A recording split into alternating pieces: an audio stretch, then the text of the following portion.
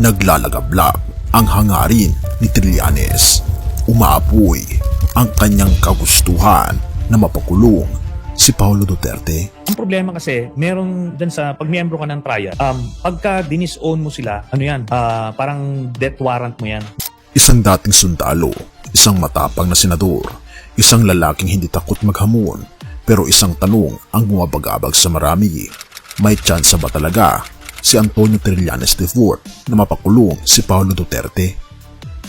Mukhang mahaba-habang laban ito, ngunit ayon kay Trillanes, mas tumitindi ang hawak niyang ebidensya laban sa anak ng dating Pangulo. Kung sa tingin mong dati nang matindi ang akusasyon, paano kung sabihin kung may bagong bombang pasabog si Trillanes?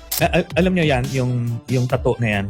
Sinasabi lang, baka daw ngayon, mabura na o burahin na. Ang problema kasi, meron dyan sa pag-miyembro ka ng triad, pagka dinis-own mo sila, parang death warrant mo yan. Oo, kasi hindi ka pwedeng kumalas. Once pumasok ka, hindi ka pwedeng kumalas. So kaya hindi niya pwedeng burahin yun. Yun ang problema niya.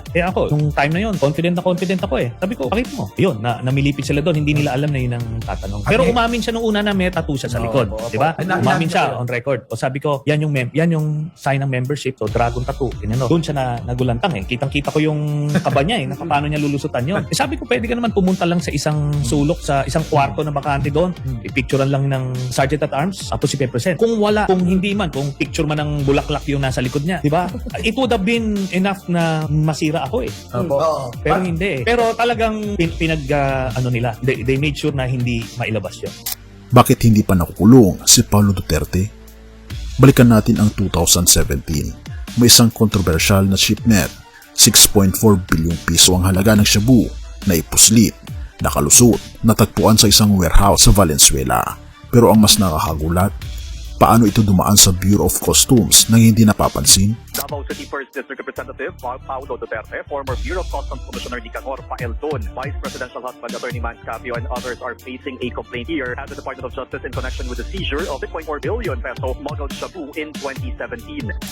Ayon sa whistleblower na si Mark Taguba, hindi ito aksidente. Sa pagdinig ng House Quad Committee, isiniwalat niya may binayaran siyang protection money sa isang kilalang pangalan. At ika pa niya, Pulong Duterte.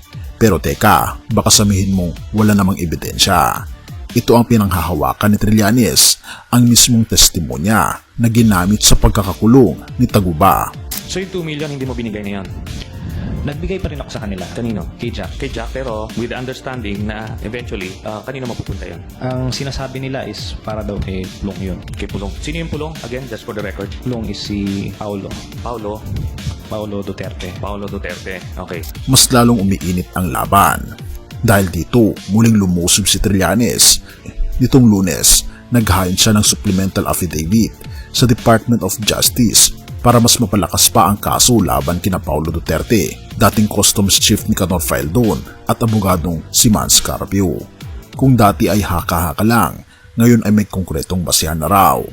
Sa 37 pahinang desisyon ng Manila Regional Trial Court, Branch 46, napatunayang guilty si Taguba at iba pang sangkot sa pagpuslit ng droga. Ngunit, bakit tila hindi pa rin natitinag si Paulo Duterte? Kung ang mismong middleman ay nahatulan na, paano naman ang nasa itaas? Po ay nag-file ng drug smuggling charge against Pulong Duterte at iba pang miyembro ng Davao Group Drug Smuggling Syndicate. May pag-asa ba talaga? Ngunit kung inakala mong basta lang mababasura ang kaso, nagkakamali ka. Dahil ayon kay Trillanes, ito ay isang laban na hindi niya titigilan.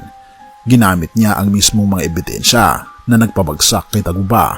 At ngayon, siya mismo ang nagsasabi, ultimately, it leads to Mr. Pulong Duterte. Ngayon, isang malaking tanong ang naiwan, magkakaroon ba ng katarungan? Umuli na namang mababaon sa limot ang isa na namang malaking iskandalo. Isa lang ang sigurado, hindi pa tapos ang laban. At sa larong ito, walang makatiyak kung sino ang babagsak sa dulo. Have mercy, O God. Isaiah 12 verse 2, ang Diyos ang aking kaligtasan.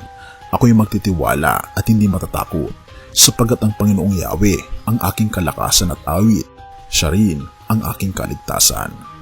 Sa gitna ng mga kaguluhan, iskandalo at paghahanap ng hustisya, madalas nating makalimutan kung sino ang tunay na hukom ng lahat.